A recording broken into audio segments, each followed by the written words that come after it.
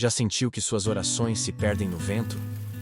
Como folhas lançadas ao céu, subindo, girando, sumindo, como se suas palavras tocassem o céu, mas ele permanecesse calado, como se Deus estivesse lá, imenso, invisível. E você aqui, pequeno, sozinho, e o tempo, esse velho mensageiro, sempre trazendo silêncios ao invés de respostas. Lídia conhecia bem esse eco. Ela orava desde menina, e depois, quando se casou, orava ainda mais.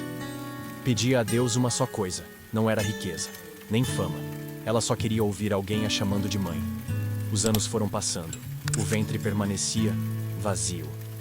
E as mãos, que antes seguravam flores de noiva, agora seguravam exames negativos. Depois, seguravam lágrimas. E depois, seguravam o nada. Em uma noite, ela abriu a caixa onde guardava sapatinhos e rasgou as etiquetas. Mas, antes de dormir, os recolocou com mais cuidado. Era como se dissesse com gestos: ainda não acabou. O tempo, antes tão cheio de possibilidades, começou a parecer um deserto sem fim. Ela sorria nos aniversários dos outros e chorava sozinha nos próprios. A cada Natal, preparava um quarto infantil que nunca era usado. Guardava sapatinhos em uma caixa, com fé de que um dia teriam donos.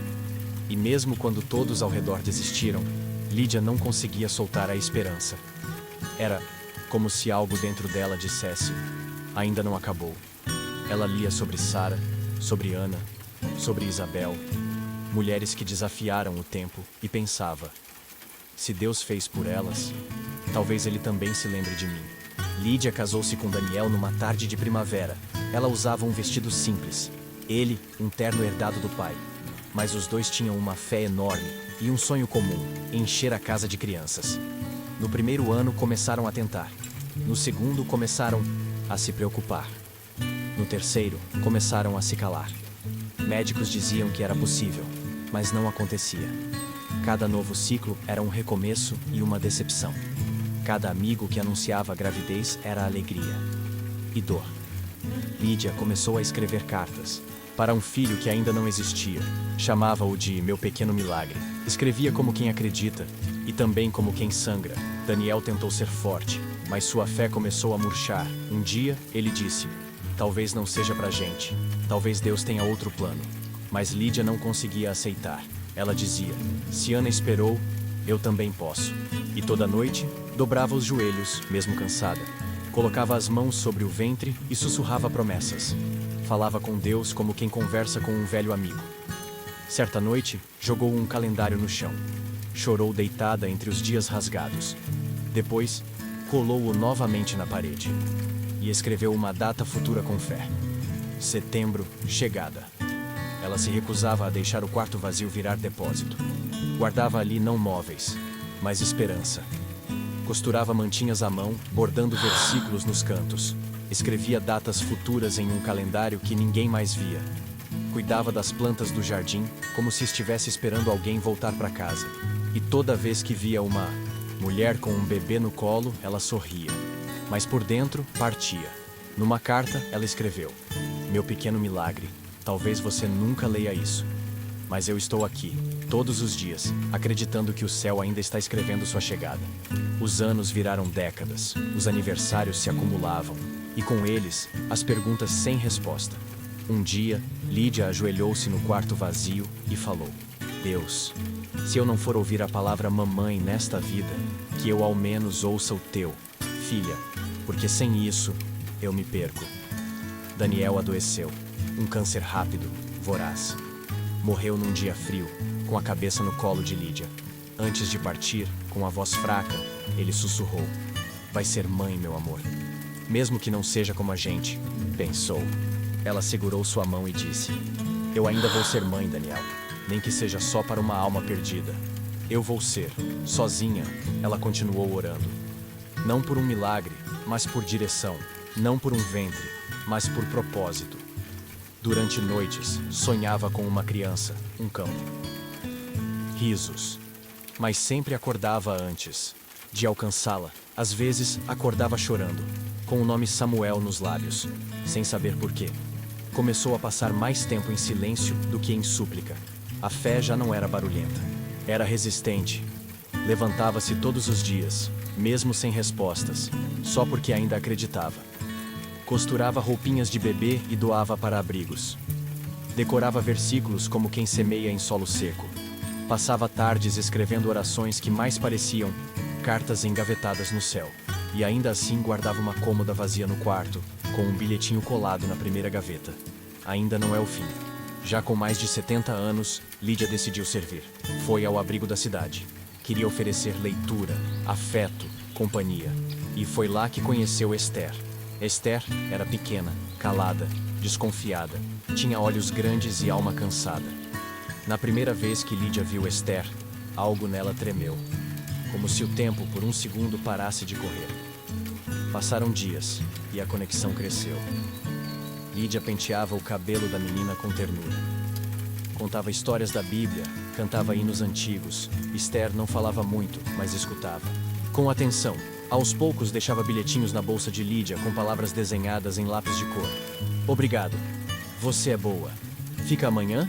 Certa tarde, Lídia levou um bolo simples feito em casa. Esther olhou para ela e disse: Nunca ninguém fez um bolo só para mim. Lídia respondeu sorrindo: Deus sempre prepara algo especial para quem Ele ama muito. Esther começou a sentar-se, mais perto. Colocava a cabeça no ombro de Lídia durante as leituras. Fazia desenhos de duas pessoas de mãos dadas. Quando perguntada quem era, dizia: Sou eu e você. Uma noite, Esther perguntou: Você queria ser mãe? Lídia engoliu seco. Disse apenas: Queria, ainda quero. Mesmo que ninguém entenda. Esther respondeu: Você já é para mim.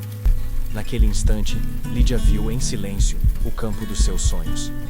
E viu a menina ali. E sentiu que o céu sussurrava: Agora. Lídia passou dias em oração antes de tomar qualquer decisão. Não foi impulso, foi clamor. Ela sentia dentro de si uma urgência diferente.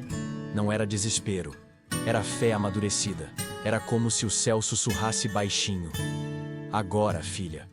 Agora é o tempo que parecia perdido. Mas quando mencionou adoção, ouviram-se suspiros e olhares duvidosos. Adoção, nessa idade, com os cabelos já prateados e o corpo cansado? Mas o que queimava dentro dela não era juventude, era esperança viva. Era o cumprimento de uma promessa sem data marcada. O processo foi difícil, demorado, cheio de perguntas, exames, entrevistas. Mas Lídia já não andava pela lógica, ela andava pela fé. E em meio à burocracia, havia um nome que ressoava dentro dela como um cântico suave: Esther. Dessa vez, a espera tinha rosto e nome de promessa: Esther. Na sala do abrigo, no dia em que recebeu a autorização oficial, Lídia levou a menina até o quarto vazio. Lá dentro, a cômoda fechada havia sido aberta. No topo, um par de sapatinhos esperava desde 20 anos atrás. Esther correu os dedos nas bordas bordadas da manta. Foi para mim? Lídia respondeu. Foi antes de você, mas sempre foi sua. Quando a adoção foi enfim confirmada, Lídia abraçou aquela menina como se o próprio céu a envolvesse. E chorou. Chorou as décadas de silêncio. Chorou as orações que pareciam esquecidas. Chorou o ventre que nunca gerou, mas que agora pulsava sentido. E olhando nos olhos da menina, disse com a voz embargada: Eu não fui mãe de sangue, mas fui mãe de joelhos. Você é a resposta que veio no tempo de Deus. 1 Samuel 1:27. Por este menino orava eu, e o Senhor atendeu a minha petição que eu lhe tinha feito. Ana chorou. Esperou. Foi incompreendida, mas Deus ouviu. No tempo certo, o mesmo Deus que escutou Ana, também escutou Lídia. Porque Deus não se apressa. Ele amadurece milagres como se amadurece frutos, no silêncio, na sombra, no tempo exato. O tempo tentou convencer Lídia de que era tarde demais. Mas Deus não consulta o relógio humano. Ele age quando tudo parece impossível. E ainda assim, é perfeito. Porque quando Deus age, Ele não só cumpre a promessa, Ele transforma o deserto em jardim. Lídia e Esther plantam uma árvore no quintal. O sol poente pinta o céu de dourado. Esther, com as mãos sujas de terra, Olha para a muda e pergunta: essa árvore vai crescer? Lídia sorri, acariciando o cabelo da menina. Vai. Como crescem as promessas de Deus. Se você está esperando, não desista. Há orações que florescem aos 20 e outras aos 70. Mas toda oração feita com fé chega ao céu. E o céu nunca esquece, porque Deus age no tempo certo. E quando Ele age, é perfeito. Quantas Lídias existem por aí? Quantas orações estão esperando resposta silenciosa? Quantas promessas estão amadurecendo no invisível? Se essa história tocou o seu coração, se você também acredita que Deus age no tempo certo, então curta este vídeo, compartilhe com alguém que está esperando e se inscreva no canal, porque aqui, cada história é uma semente de fé plantada na alma. Você não está sozinho. Continue orando. Continue crendo. O céu escuta, mesmo em silêncio.